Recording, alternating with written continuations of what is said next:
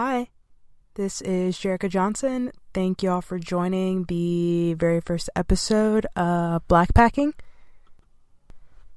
So my interest in traveling all began probably when I was in high school, and I would go to the airport and go to the observation deck, watch planes take off and land, and I would just sit in my car and either read or write.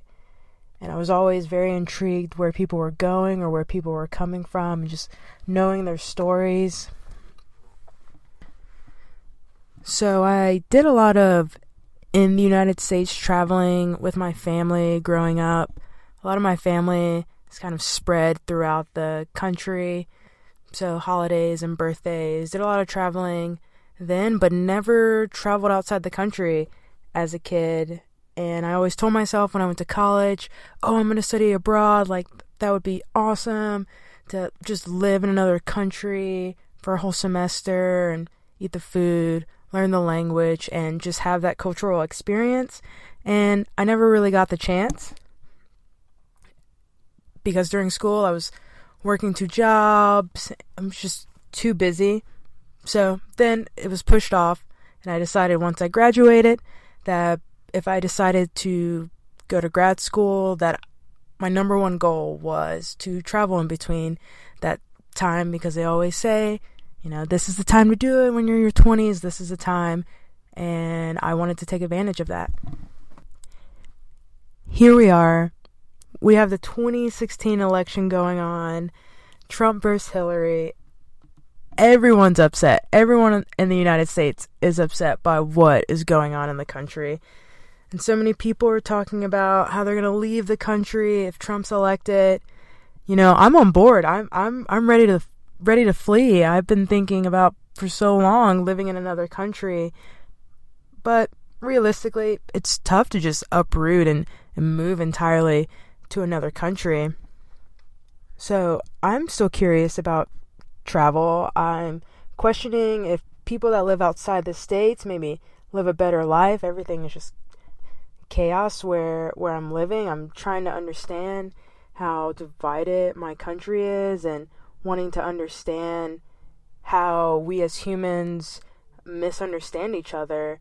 I think I will never realize why, but I thought exposure to people all over the world would at least help me get closer to answering these questions. First time traveling alone, I had no idea where I wanted to go.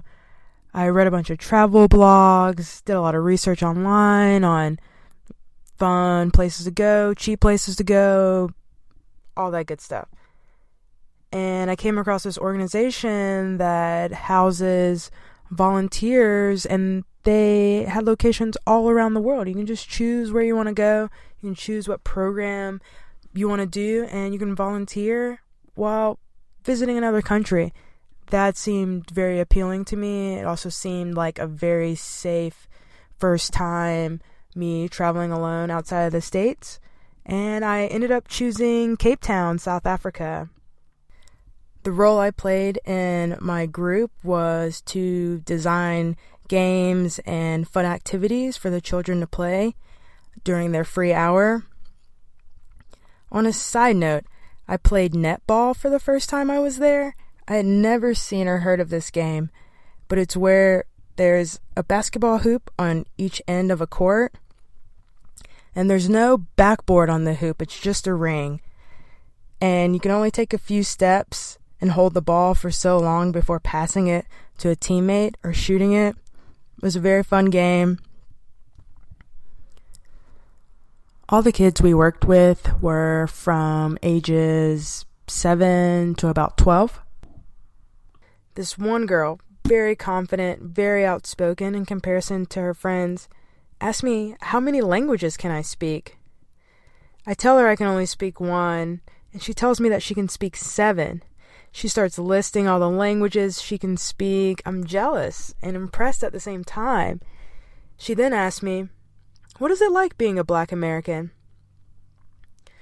No one had ever asked me that before, so I didn't know exactly how to answer the question, especially to a child, and I'm a volunteer. But just because she's a child doesn't mean she wouldn't understand my answer. But I felt this risk of telling her the truth or going into too much detail because I am a volunteer. So I tell her, it's okay, some people like you and some people don't.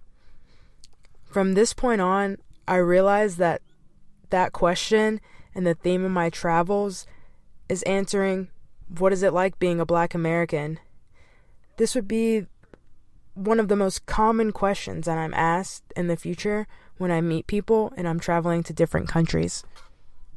Fuck, I don't know. I wish I did. It would help me have a sense of pride in a community of people that came from the same land as me.